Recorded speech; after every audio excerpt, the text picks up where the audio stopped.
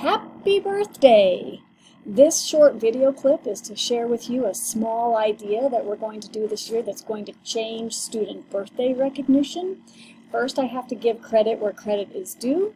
There was a team of teachers that went to the Scholastic Reading Conference in Denver, Colorado this summer, and Kathy Cavazos shared with me a very simple, affordable, brilliant idea that not only celebrates birthdays, because birthdays are very important, but it also promotes literacy and gets kids excited about reading. So this is simple, but it's a little bit of a change.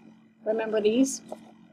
Remember how the principal or somebody would come and deliver these to the classroom to celebrate a birthday with a student? Well, we're not going to do these this year, okay? These are gone. Instead, kids are going to come to the office and pick out a free book, a high-interest free book.